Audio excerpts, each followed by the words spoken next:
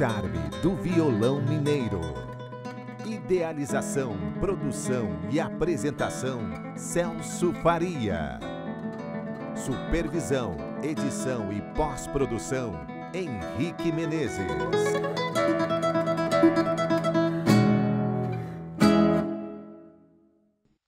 Salve amigos do violão, eu sou o Celso Faria, violonista, professor, produtor cultural e agora entrevistador.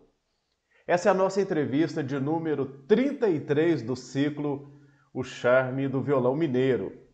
Este projeto ocorre semanalmente, às terças-feiras, às 20 horas e 30 minutos no meu canal do YouTube e conta a cada encontro com uma personalidade de destaque ligada à cadeia produtiva do violão em nosso estado.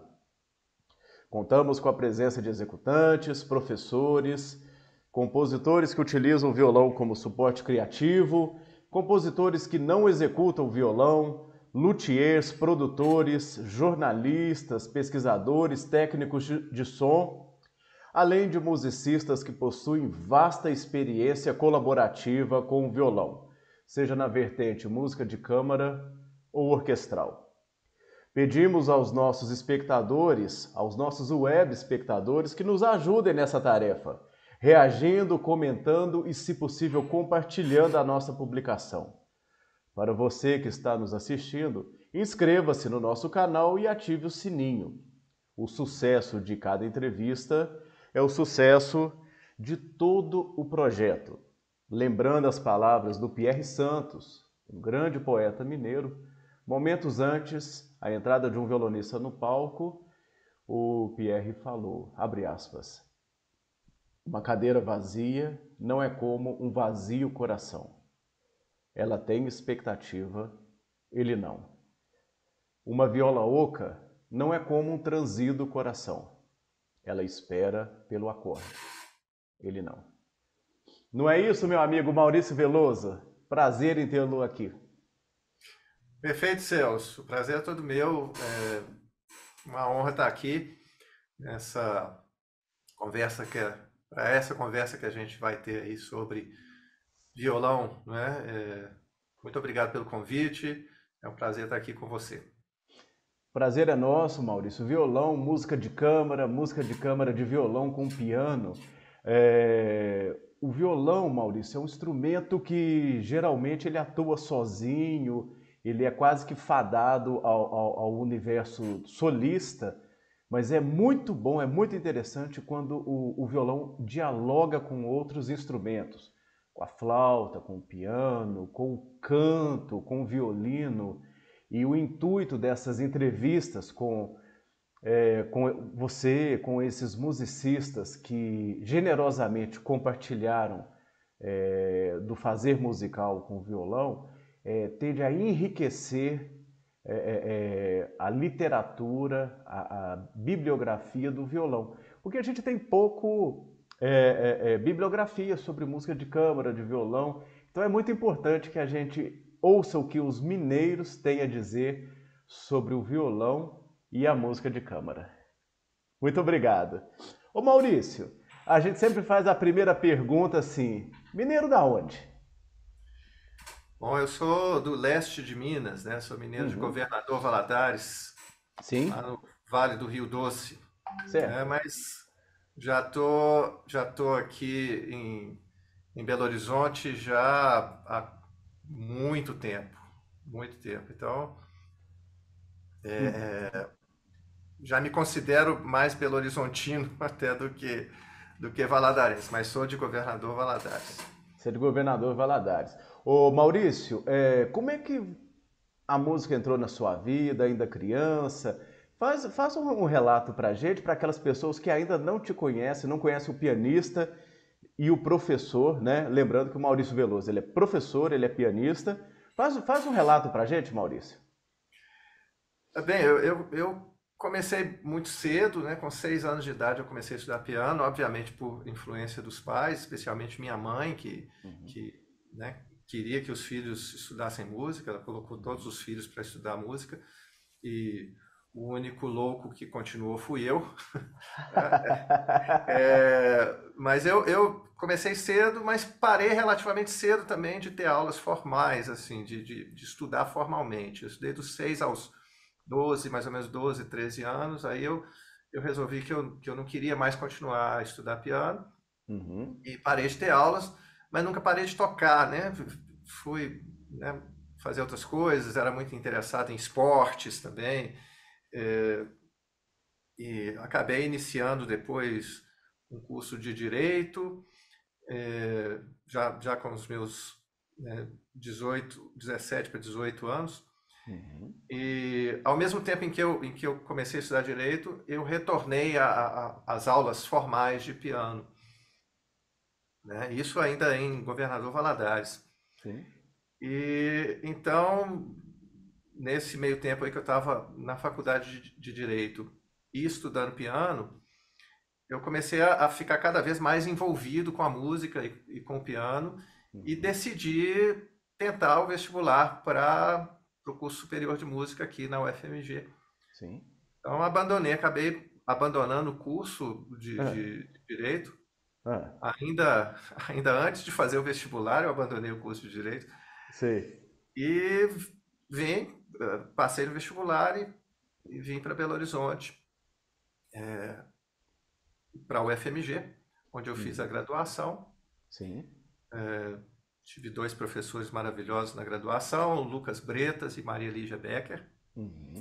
E depois da graduação, logo na sequência, eu parti para o mestrado em performance, em piano, na UFRJ, onde eu fui aluno de Sônia Goulart. E nesse meio tempo aí foi quando eu fiz o concurso para professor da UFMG, em 93. Aí comecei, né, a atuar como professor na UFMG em 93. Em 96 eu fui para os Estados Unidos, onde fiz doutorado em piano. Hoje é Jacobs School of Music da Universidade de Indiana, em Bloomington.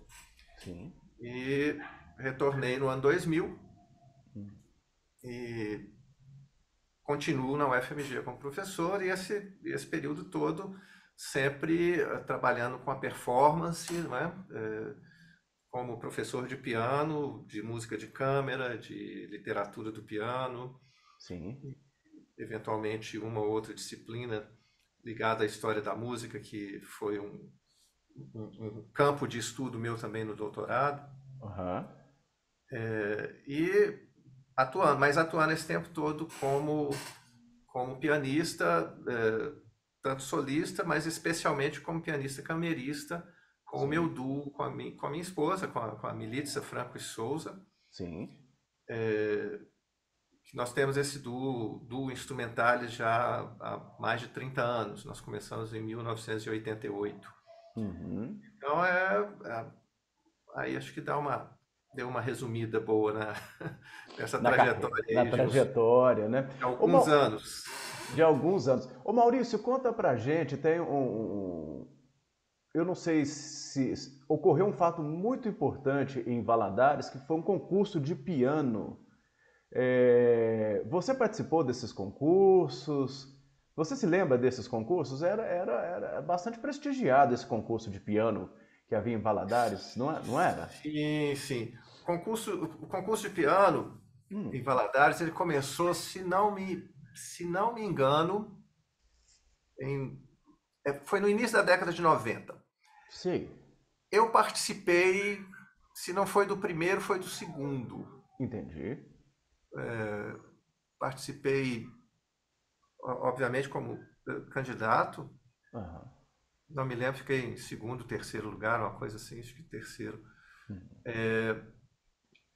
E depois foram alguns alunos meus, também participaram. Um concurso bem importante foi a promoção da Graça Cunha, era uma professora de um conservatório da cidade.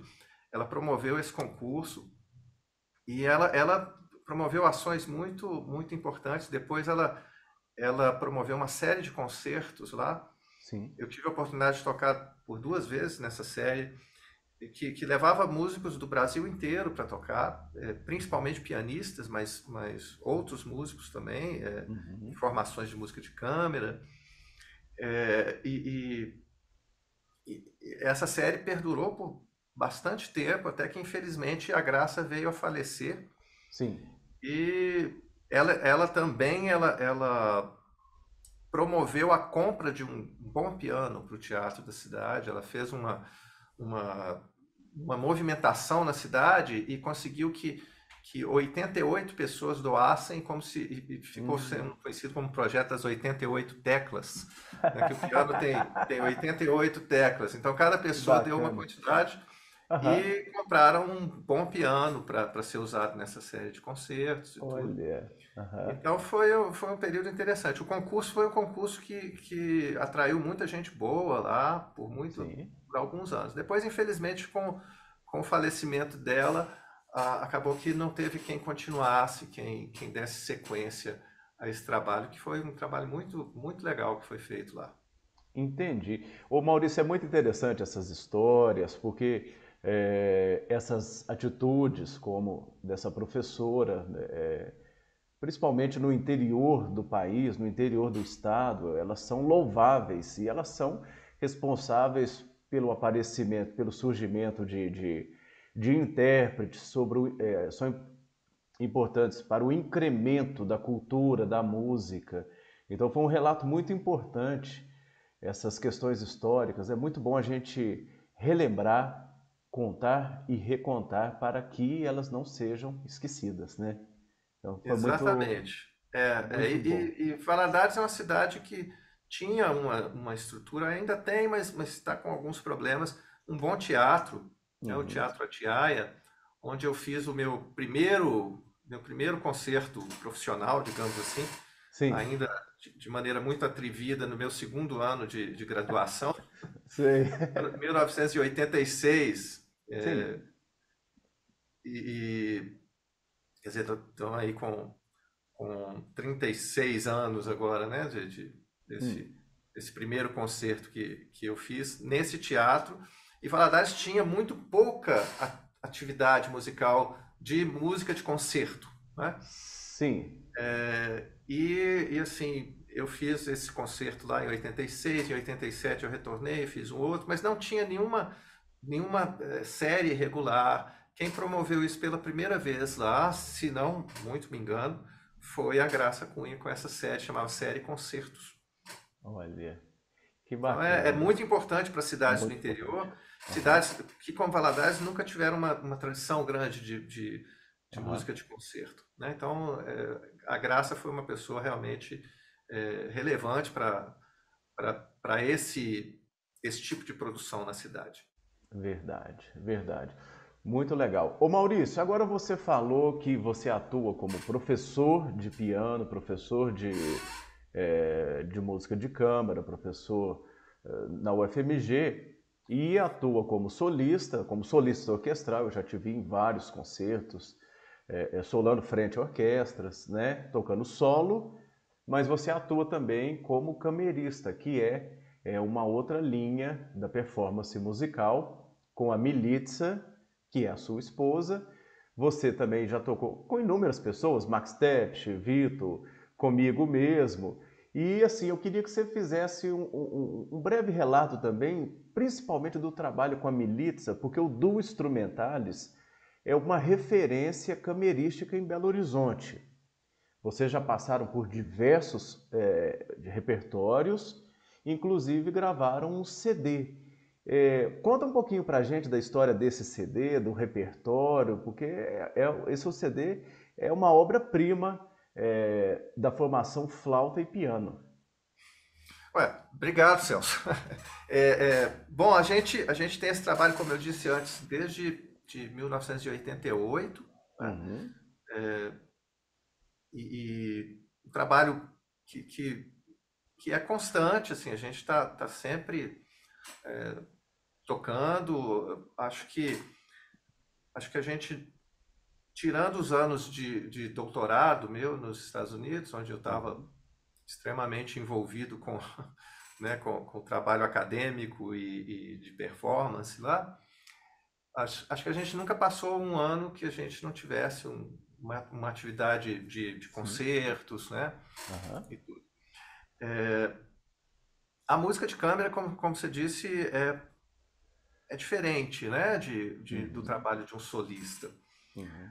Mas requer o mesmo empenho, se não mais, né? Senão, eu costumo dizer que porque a gente tem a visão, às vezes, dentre os alunos mesmo, né? A gente tem que trabalhar com eles para eles entenderem que fazer música de câmera é, na maioria das vezes, muito mais difícil do que fazer música solo.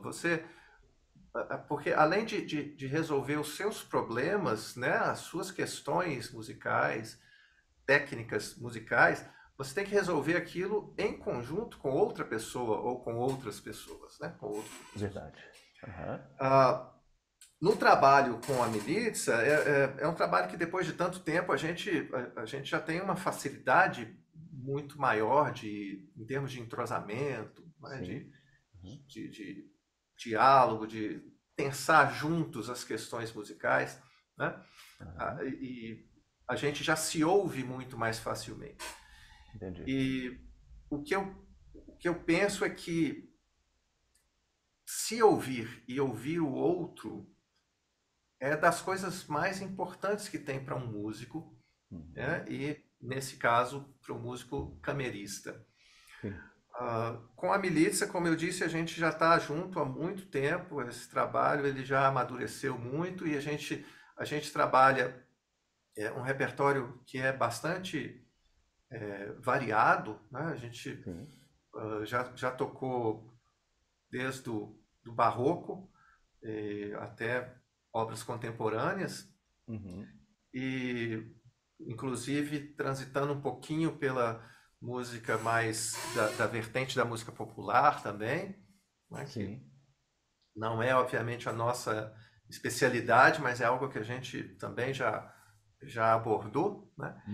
E esse trabalho, depois de algum tempo, a gente resolveu registrar alguma coisa, né? Nós pensamos, assim, não, acho que está na hora da gente gravar. A gente já tocou bastante, né? Aqui em Minas a gente já tocou em praticamente todos os espaços, né? Especialmente aqui em Belo Horizonte, né? Os espaços dedicados à música de concerto, a gente já tocou em praticamente todos. E chegou um momento em que a gente falou assim, não, acho que seria a hora da gente gravar um CD, né? Apresentamos um projeto para a Lei Municipal de Incentivo à Cultura, isso em 2010. Apresentamos o projeto de gravação de um CD, que a ideia do CD era o registro desse trabalho camerístico, quase como se fosse um programa de recital, programa de um recital de piano. Porque o que a gente sempre fez, o que a gente sempre... A coisa a qual a gente sempre se dedicou foi a performance pública, né? Ao recital. Então a gente pensou, vamos fazer um CD com um repertório que seria um repertório que a gente tocaria num recital. Sim. Então aí nós montamos esse repertório com peças de diferentes períodos históricos, né? Então nós temos Gluck, ali do período pré-clássico, clássico, né? Bach, a sonata de Bach, que é uma parte importantíssima do repertório de flauta. Sim. Schubert. Schubert. Tocamos a sonata Arpegione, né? Gravamos Arpegione. Sim. Temos Schumann também, três romances. E uma obra de um compositor mineiro, nosso colega lá na Escola de Música da UFMG, o professor William Lana. São as duas melodias para flauta e piano.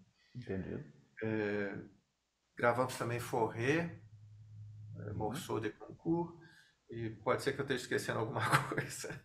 O CD saiu em 2012, né? E uma coisa interessante desse CD é que tem muitas transcrições, assim, muitos arranjos. Bach não escreveu para piano, né? Vai escrever sonatas para flauta e contínuo.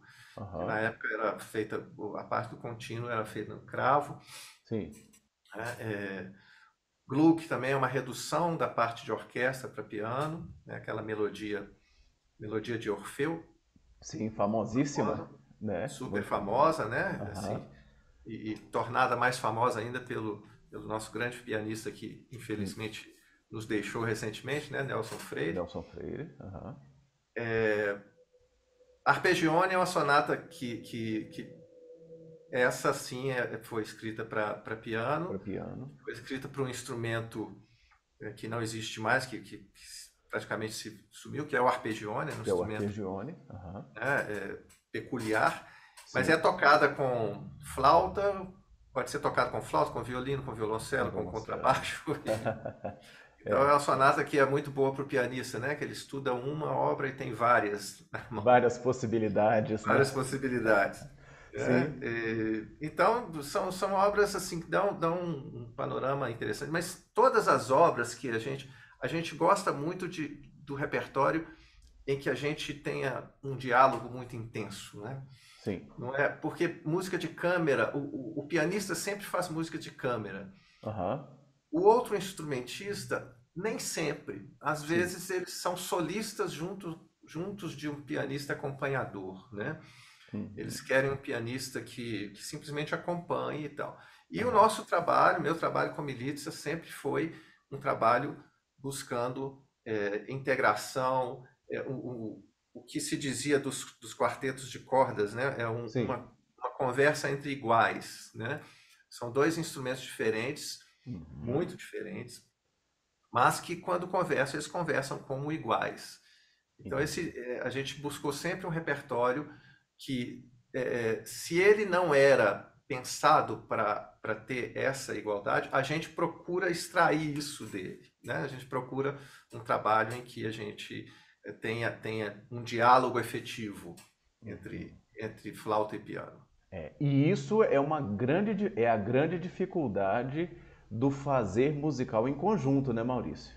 Essa talvez Exatamente. seja é que os envolvidos eles têm que estar nutridos de um espírito colaborativo para que isso ocorra, né? Exato, exato. Senão a É, situação fica difícil, né? exatamente. Ô Maurício, vamos ouvir um trecho aqui da sonoridade da Militza na flauta e do Maurício no piano. Não desse disco, mas uma gravação de Radamés em Atlas. A gente vai dedicar esse programa também à música do Radamés. Vamos ouvir um movimento da sonata para flauta e piano do Radamés aqui na interpretação da Militza e do Maurício, do Duo Instrumentalis. Vamos lá.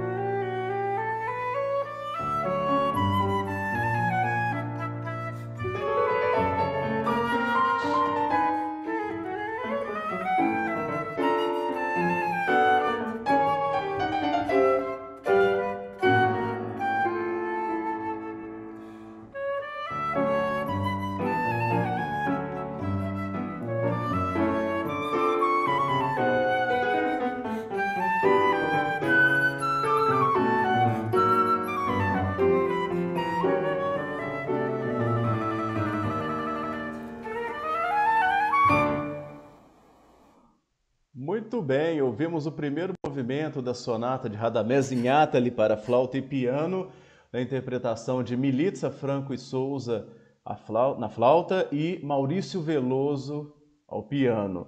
É isso aí, Maurício. Você comentou assim sobre a importância, sobre esse desafio do fazer musical juntos, e aqui a gente acabou de comprovar isso, né? Parece uma pessoa só tocando a flauta e tocando o piano. Ô Maurício, esse é o grande desafio da música de câmara, não só da flauta e do piano, mas da flauta com violão, do violão com piano e de todas as combinações possíveis. E o cerne da nossa entrevista é o fazer musical com violão, quais que são as impressões desse super camerista mineiro que é o Maurício Veloso. Ô Maurício,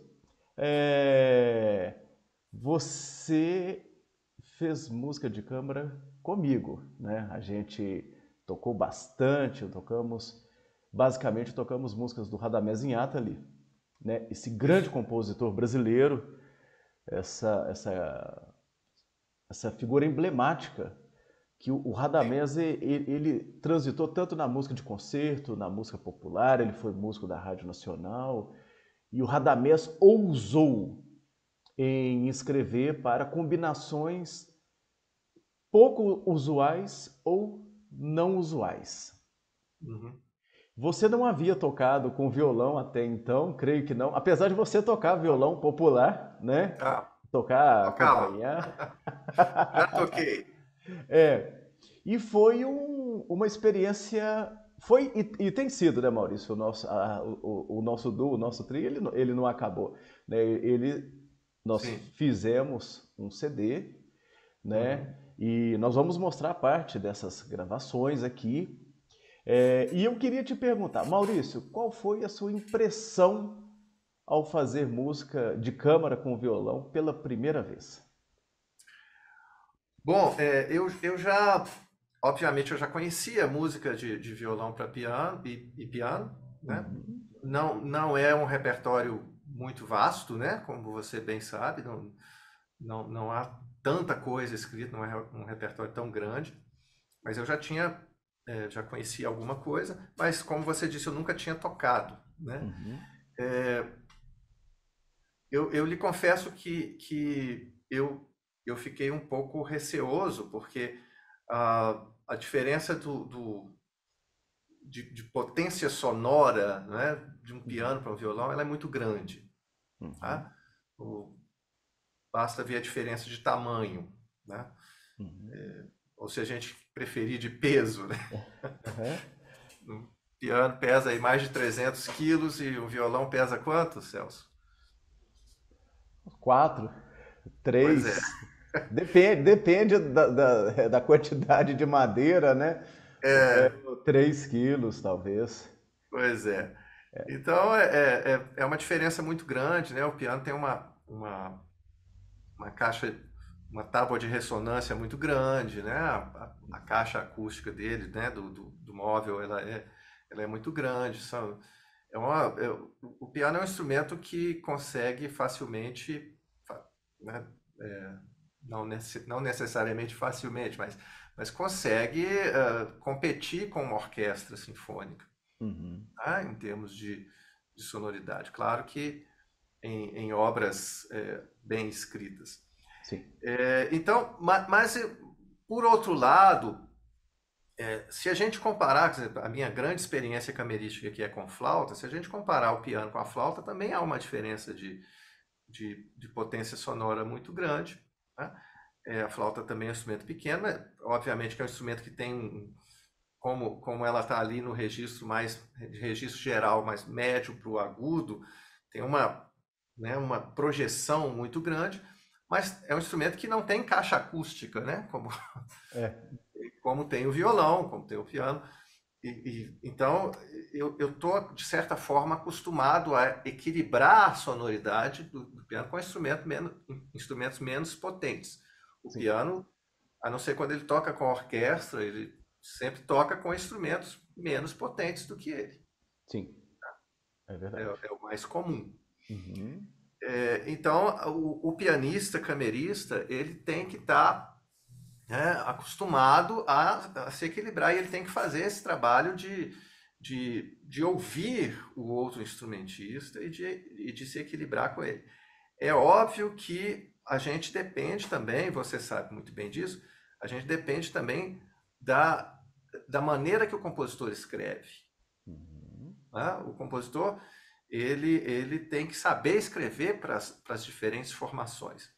O Iñárritu é impressionante como ele escreve bem para essa formação de violão e piano. Né? Então, como a gente tocou em Iñárritu, logo a primeira obra que a gente tocou, eu não achei difícil de equilibrar, né? Porque é muito bem escrito.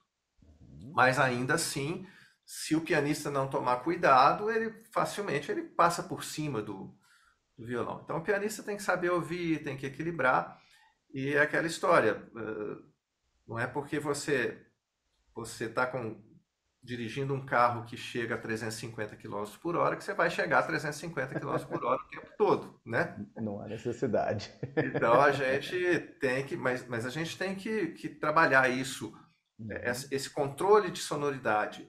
A gente tem que ter isso desenvolvido na nossa base pianística, na nossa formação, e tem que trabalhar isso em conjunto com o violonista, no caso, você, né? Então e trabalhar isso em conjunto com o violonista, em relação ao instrumento em especial que você está tocando, a sala onde você está tocando, né? Tudo isso, porque o pianista ele tem essa coisa de não tocar sempre no seu instrumento, né? A gente não tem essa sorte.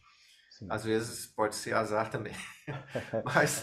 mas a gente chega num outro ambiente, a gente tem que ter a capacidade de rapidamente se adaptar à sonoridade que aquele piano e aquela acústica lhe propiciam, né? E aí equilibrar com o violão naquele ambiente.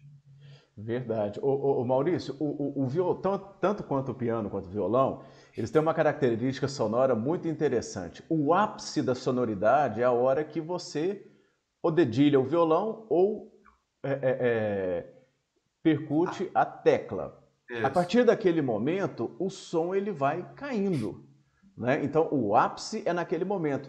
Tanto o violão quanto o piano, a harpa, eles são instrumentos que não têm a possibilidade de sustentar a nota. Exato. Mas a grande diferença do violão para o piano talvez seja o tamanho da caixa acústica, né, da caixa de ressonância e também do mecanismo que faz, da engrenagem que faz essa sonoridade acontecer, né? Mas agora uma coisa importante sobre a escrita que você falou do Radamés Iñárritu é que ele cria as ilusões que o diálogo entre piano e violão, o piano toca uma parte, entrega para o violão toca, entrega para o piano, de repente eles tocam juntos, mas o piano não toca com toda a potência, toda a sonoridade, ele faz um comentário dentro do solo do violão. Quer dizer, o Radamés foi um mestre ao conceber essas obras para instrumentos que a priori não casariam, mas na obra do Iñárritu ele casou, né? Isso, casou e casou muito bem, né? Iñárritu ele era um grande pianista, né? Ele começou a carreira como pianista concertista, né? Tocando o Concerto número 1 de Tchaikovsky, uma das grandes obras do repertório sinfônico, né? Pianístico. Sim. Então ele conhecia o instrumento tremendamente bem, né? Eu não sei, talvez você saiba se ele tocava violão. Mas... Tocava. Então, mesmo que não tocasse, ele conhecia profundamente o instrumento também. Então,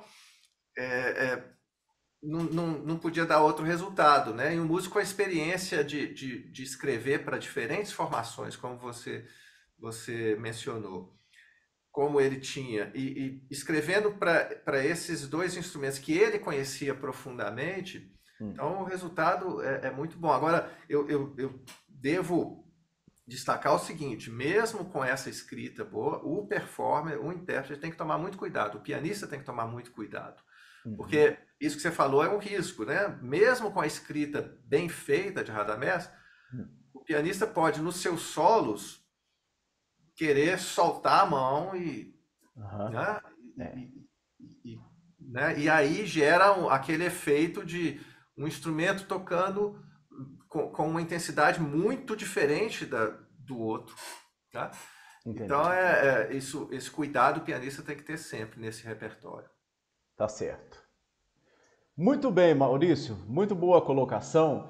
Então, eu acho que os nossos web espectadores já devem estar curiosos para conhecer essa música do Inátali.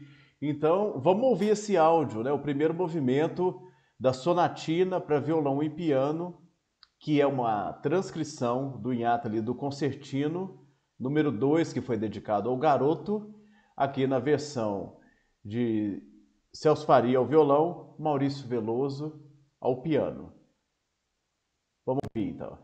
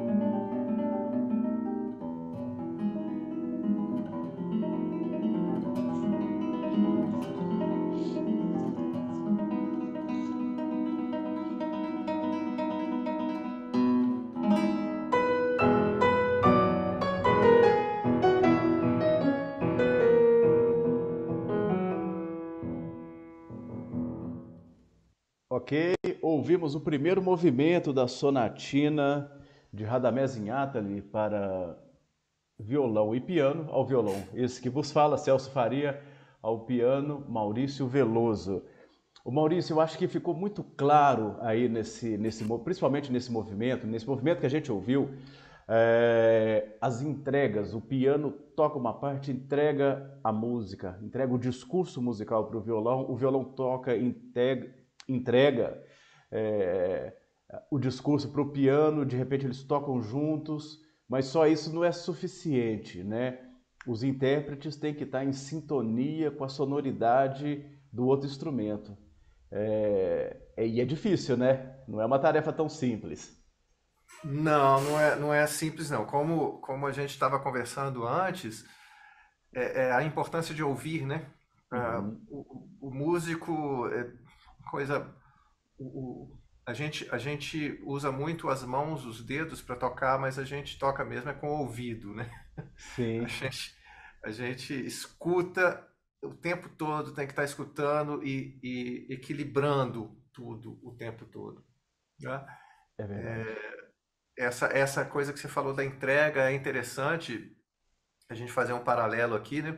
Hum. Com concertos que são escritos para piano, mas para mão esquerda, né? O concerto de Sim, Ravel é o mais famoso, né? O concerto para mão esquerda de Ravel. É muito esse tipo de trabalho, né? A orquestra toca e entrega para o piano entrega para a orquestra. Mas aí quando os dois tocam juntos, a instrumentação ela é toda, né, bem refinada, bem cuidadosa para não prejudicar o equilíbrio, né? Então, em Ata ele faz a mesma coisa, né? Lembrando que essa sonatina, que também é concertina, o original é para violão e orquestra, né? violão e orquestra. Com a transcrição para piano feita pelo próprio Inátali. Então ele preserva esse equilíbrio dos instrumentos dessa maneira, né? É verdade, é verdade. O Maurício, o piano ele tem uma tradição enorme assim como solista, mas ele também tem uma grande tradição como um instrumento acompanhador, né? Você poderia falar assim rapidamente para a gente sobre isso? Bom, o piano, na verdade, o piano mesmo, né? O piano é inventado ali em torno de 1700, né? O Bartolomeu Cristofori. E de início, o grande instrumento da época de teclado que era usado em concertos é o cravo, né? E aí Uhum. Cristofori inventa o que ele chama de cravo com forte e piano, quer dizer, cravo que é capaz de fazer forte e fraco, Aham. forte e piano e depois passa a ser só piano. É interessante, né, isso que você falou, que o instrumento com um repertório solo muito vasto, mas que tem uma vocação para música de câmara muito grande, porque é um instrumento harmônico, né? Capaz de fazer a condução harmônica, rítmica e melódica. Quer dizer, o piano é capaz de concentrar em si as possibilidades de uma orquestra, por exemplo, né? Sim. E o início do forte piano, né, a época, ele inicialmente ele é usado simplesmente como um instrumento acompanhador. Deixa eu fazer um parênteses aqui, eu não gosto muito desse termo acompanhador, não, tá? Hum. Esse termo, inclusive, meu professor nos Estados Unidos dizia que ele queria banir esse termo do dicionário. Nos Estados Unidos, eles gostam muito da terminologia pianista colaborador. Sim, sim. É diferente. Nós temos a figura do pianista acompanhador, ou que a gente chama aqui muitas vezes de correpetidor, né? Aquele que Sim. vai fazer uma coisa assim, às vezes até de última hora, acompanhar um coral, acompanhar um cantor numa prova, uma coisa assim, que não existe esse trabalho em conjunto muito aprofundado, né? Uhum. Mas o piano, voltando aqui depois desse parênteses aí, o piano ele começa muito mais como um instrumento que toca com outros instrumentistas ou cantores do que um instrumento solista. né? Ah, O aham. primeiro concerto de piano solo, a primeira vez que o piano aparece como solo, é só. A gente pode conferir essa data, mas se não me falha a memória, 1776. E quem Olha. faz esse concerto de piano, de piano solo, Ah, não um concerto integral de piano solo, mas tocando sim. algumas obras de piano solo Aham. ali no uma ou outra obra, mas principalmente tocando com outros instrumentistas, é Johann Christian Bach, Aham. um dos filhos de Bach, né? Um dos De filhos. Johann Aham. Sebastian. E quem faz o primeiro recital solo de piano é Liszt, já no século XIX. Né? Hum. Liszt inventa o recital solo de piano. Então, inicialmente, o piano é um instrumento, basicamente, um instrumento camerista. Né? Então, Olha. essa é a tradição principal do instrumento. Né? A gente pode dizer, né? Historicamente, ou nos seus primórdios, o piano é predominantemente um instrumento de câmara, de música em conjunto. De música em conjunto. Que bacana. Então vamos ouvir mais um pouquinho do piano como instrumento camerista, agora no segundo movimento da sonatina do Inhátali, com Maurício Veloso e Celso Faria. Vamos lá.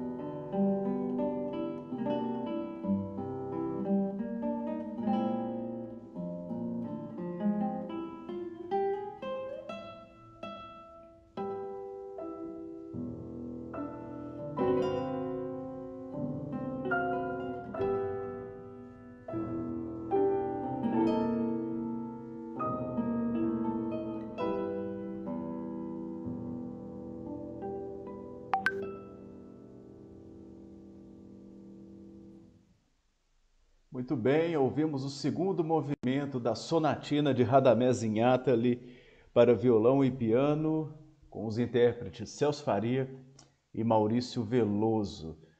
Uma obra maravilhosa, uma obra certeira do Radamés, e das grandes contribuições para esse repertório.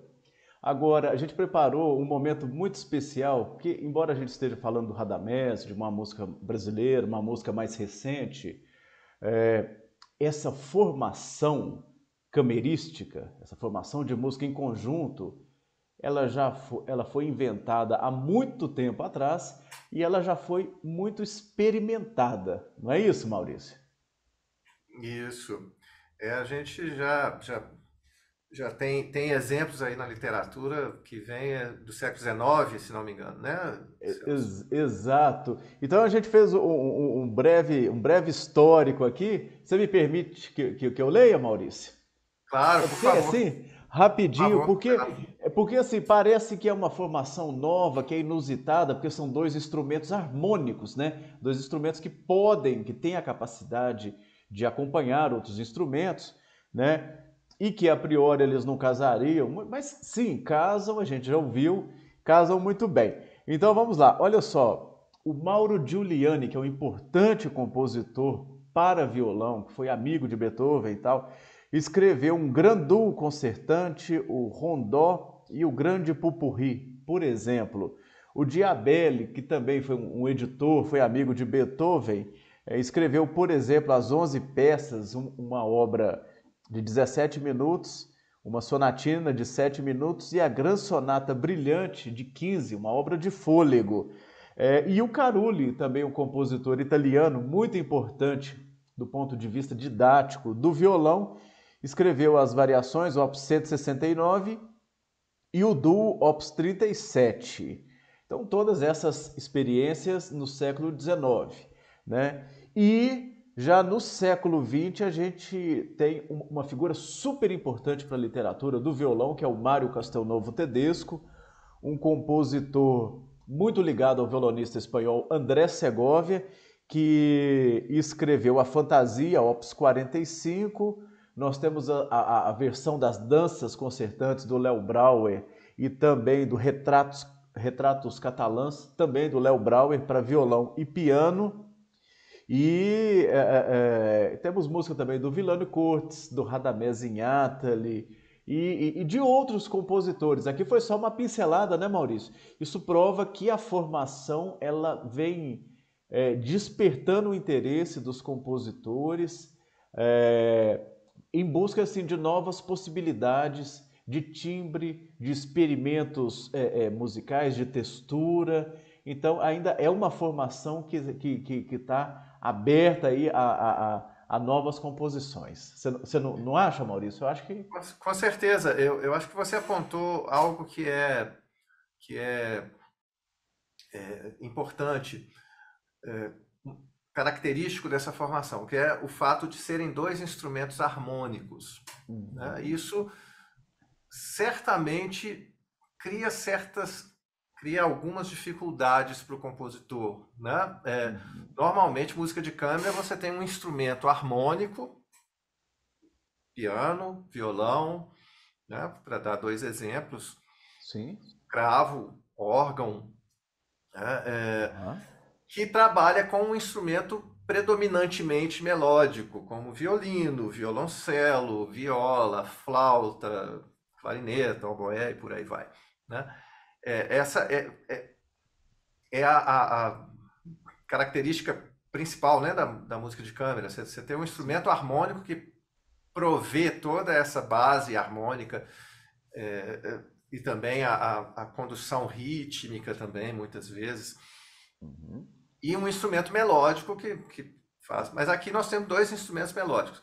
E tem outra coisa que eu queria destacar, que é interessante dessa formação, e estava observando ao ouvir o segundo movimento da sonatina, que é tão bem escrito por Inátali, e como que ele explora o fato de serem dois instrumentos de cordas, né? O piano é um instrumento de cordas percutidas, o violão de cordas dedilhadas, mas são dois instrumentos de cordas, o que também pode ser um problema, porque, diferentemente piano e violino, por exemplo, violino, corda friccionada, a sonoridade é muito diferente. A sonoridade Muito do diferente. piano, das cordas dedilhadas e cordas percutidas, é menos dispare do que, né, cordas Aham, percutidas e cordas friccionadas. Mas isso. isso gera um efeito que eu acho interessantíssimo, que em alguns momentos, aí no segundo movimento a gente vê, quando toca junto, a gente não consegue É, diferenciar um instrumento do outro. Tem uma fusão, aham. né, muito interessante, como que Inhata ele faz isso bem, e como que ele explora isso que poderia ser uma dificuldade, né, para o Sim. compositor, ele transforma isso numa virtude da escrita, né? E gera, eles soam como se fosse um instrumento só em alguns momentos. Verdade. É muito interessante isso, Maurício. São as especificidades da formação, né? Dessa formação camerística de piano e violão. Ô Maurício, uma outra obra que foi registrada fonograficamente, né, pelo nosso trio, pela Milícia, por você e por mim, foi a Seresta número 1 do Inátali, que originalmente é escrita para flauta, violão e quarteto de cordas, uma obra de 1944 e que você fez a transcrição de uma maneira fenomenal, passando o quarteto de cordas para o piano. Então, essa nova possibilidade de leitura da peça, nessa nova possibilidade, ficou com flauta, violão e piano. Fala para a gente, assim, de uma maneira geral, quais que foram os desafios dessa transcrição, porque não é fácil, né, Maurício? Passar um quarteto de cordas para o piano não é uma tarefa muito fácil. Não é, apesar de já haver uma. O piano é um instrumento também muito utilizado como instrumento transcritor, né? Quer dizer, Sim, que recebe transcrições, que é capaz de realizar transcrições de outras formações, de outros sim. instrumentos, Aham. de orquestra e quarteto de cordas, né? Quarteto de cordas a gente vê algumas vezes transcrições para piano a quatro mãos, por exemplo, né? Mas o que que acontece? A dificuldade maior é transformar algo que não foi pensado para o seu instrumento em algo que seja possível de ser realizado nesse instrumento, né? Foi pensada a obra para quarteto de cordas, né? Dois violinos, viola, violoncelo, e até é importante a gente lembrar que essa obra me foi trazida por você, né? Foi uma ideia que você teve a gente naquele processo de pesquisa de repertório para o nosso trio, né? E você, ó, tem essa obra que é muito interessante, além de ser uma obra é, é, interessante em função da formação, né? De ter flauta, violão e quarteto de cordas, é uma obra com uma linguagem um pouco diferente da linguagem normalmente utilizada pelo Inhata ali, né? Sim, sim. Mas, enfim, o desafio maior é esse, é você transcrever. Eu não pensei em fazer, eu não quis fazer um arranjo. Né? O que eu fiz não foi um arranjo, foi uma transcrição. Sim. Inevitavelmente, a gente tem que fazer, em alguns momentos, tem que virar um arranjo, Uhum. porque não é possível o piano fazer tudo que os quatro instrumentos fazem muitas vezes da Aham. mesma maneira. Sim. Tá? Então o trabalho foi nesse sentido, de transformar a obra para o original para quarteto de cordas em algo possível de se realizar, preservando o espírito da obra, preservando o conteúdo musical, né, Uhum. da obra. E eu acho que no final o resultado foi bacana. Assim.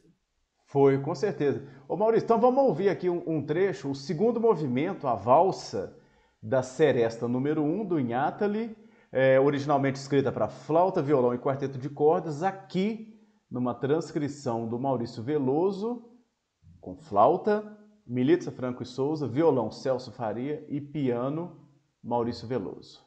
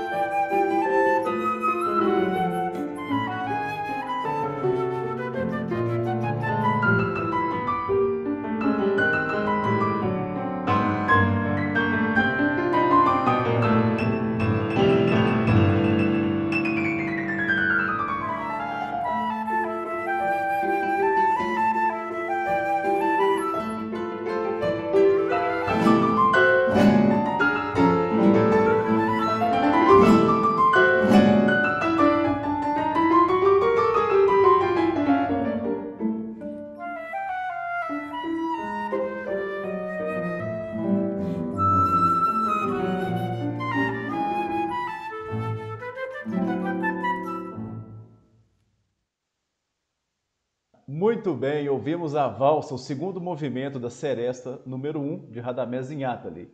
Na flauta, Militza Frank Souza, o violão Celso Faria e no piano, Maurício Veloso. Maurício, a gente tem uma perguntinha que é recorrente. Você já assistiu nossas entrevistas, você sabe dessa pergunta. E eu queria te perguntar, para o Maurício Veloso, qual que é o charme do violão? Olha, acho que o charme do violão é ser um instrumento, ao mesmo tempo, muito delicado, não é?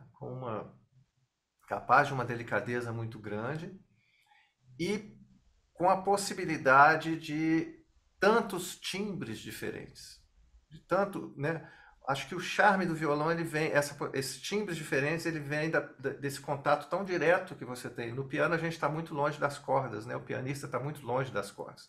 O violão está ali muito próximo. Então acho que o grande charme é esse contato direto que o instrumentista tem com as cordas do instrumento e ali poder tirar tantas sonoridades diferentes como o violão é capaz de fazer. Legal, muito bom, Maurício. A conversa, assim, foi excelente, muito didática, muito proveitosa. Queria te agradecer e pedir as considerações finais. Eu que agradeço. Eu aprendi muito aqui e tenho aprendido muito tocando com violão, nesse período todo aí que a gente está tocando juntos. Né? A gente sempre enriquecendo e alargando os nossos horizontes musicais, né? Então, fico muito feliz de ter participado.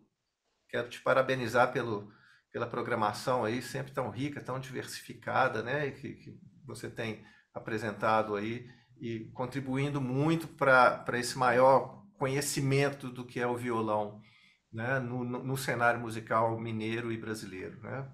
Parabéns e obrigado de novo pela abertura desse espaço para participar. Nós que agradecemos. Muito obrigado, Maurício. E como nossas considerações finais, pedimos mais uma vez aos nossos web espectadores que nos ajudem nessa tarefa, reagindo, comentando e, se possível, compartilhando a nossa publicação. Para você que está nos assistindo, inscreva-se no nosso canal e ative o sininho. O sucesso de cada um é o sucesso de todo o projeto. Nossos agradecimentos aos nossos web espectadores, ao pianista e professor Maurício Veloso, ao jornal Folha da Manhã pelo apoio ao projeto, ao violonista Henrique Menezes pela supervisão, edição e pós-produção, ao locutor Cláudio de Oliveira pela narração da vinheta de abertura e aos designer gráfico Alan Alves e Diego Santana pelas artes do projeto.